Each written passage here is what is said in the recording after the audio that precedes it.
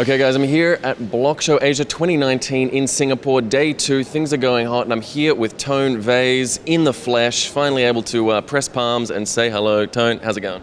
Excellent. Thanks for having me on again. Yeah, absolute pleasure as always. Now Tone, tell us, let's get straight into a little market analysis here. Where's the market headed right now? What's going on? Because we seem to be taking those stairs all the way back down to the bottom again. Yeah, so once again, I'm going to be the perma bear of the last 2 years. And I've been skeptical about this entire run-up all year long. There were some fundamental elements. My friend Willy Woo has done amazing on-chain analysis as to why Bitcoin should have gone up. To me, I was always skeptical. In hindsight, I now see that that big run up to 14,000 was caused by the exodus out of the altcoin space, Ethereum, Litecoin, Ripple, and eventually that stopped. I don't really see too many new people coming in.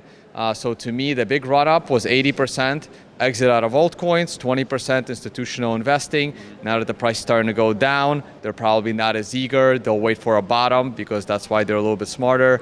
And at the moment, I still see lower prices. I think we're still going to go lower than 7,000 before the halving. But after that, that will be the final secondary low.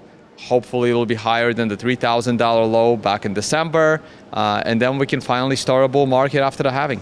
Okay, I mean, what do you say to those who think that the pricing, the halving price is already factored into the price as it stands right now?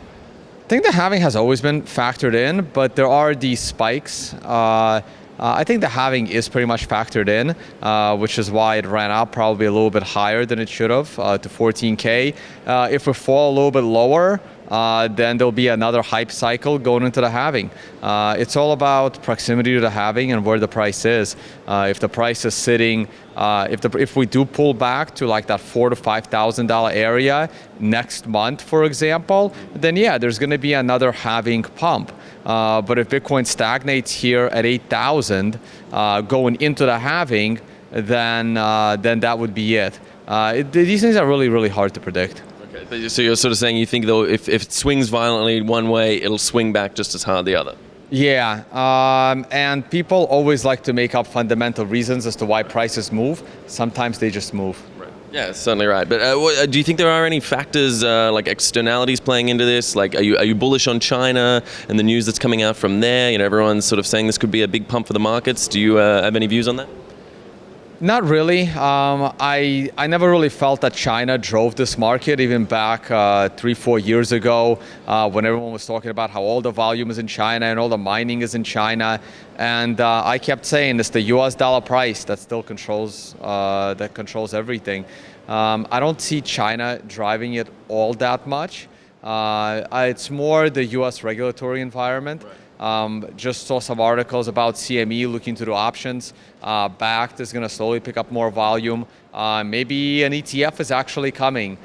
Things like that are very, very bullish for the space. The more comfortable the traditional financial markets are with Bitcoin, the more regulated products that appear, the better it actually is for the price of Bitcoin. What about the Libra effect? I don't see it. I think even if Libra does launch, it's not going to be for years to come. Libra is not a competitor to Bitcoin. Libra is not an unconfiscatable asset. Libra is not a censorship-resistant asset. I don't understand why governments are so afraid of Libra. It could be like the greatest tool for them to get rid of physical cash and still be in control of a digital asset with full KYC. So I don't get it. I mean, but the whole regulatory environment in the US is a little afraid of, whether it be Telegram, Libra, they're cracking down. Do you think that could have roll-on effects to the established crypto industry?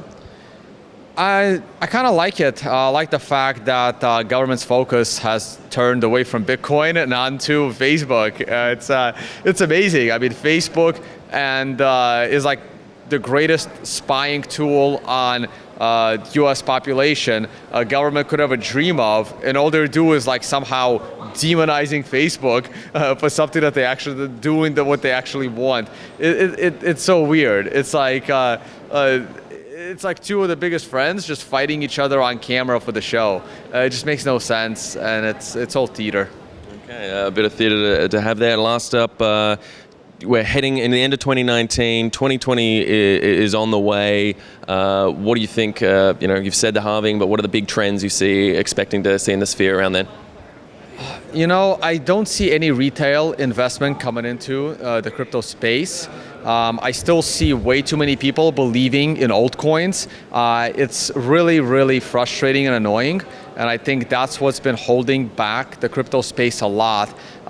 Even now, people still believe in the insanity of Ripple and others. Still way too many scams going on in the space. And it really turns off the average consumer. The reason why there's no retail adoption, the reason why stores aren't accepting Bitcoin is because they don't know what Bitcoin to accept. There's fake Bitcoins everywhere. Richard Hard's at this conference. I'm supposed to debate him on another video. He's got his own scam pretending to be Bitcoin. How's a retail investor going to do it? If a retail investor gets convinced to buy Bitcoin Cash, being told that it's Bitcoin, you just lost that person for years and years to come because he just got scammed. So I think this idea of having 1,000 shitcoins, as we like to call them, is what's killing adoption. And until the space really cleans up, until people realize that there is Bitcoin and then there are companies with stock, it's going to be a big struggle. So hopefully the space will clean up itself by the end of 2020, if not 2021, and there will be a nice path forward. And a price prediction for 2020? This is so dangerous, but because if Bitcoin starts to approach 20,000, it's going to go up very, very quickly. Last time when we broke 1,300, prior all-time high, we went from 1,300 to 20,000. We went up 20x in a hurry. Once we break 20,000, we can go to 50 or 100K pretty quickly, but I'm not expecting us to break 20,000 in 2020. Maybe in the second half of 2021. I'm really looking for the bull market to really take off around 2022, 2023. So my end of 2020 prediction, now that we're getting close to the end of 2019, so my prediction for a year from now is above 10,000, but not that much far above 10,000. I think we still have some more downside, then finally some upside, but I still think it's going to be a somewhat of a flattish year for 2020.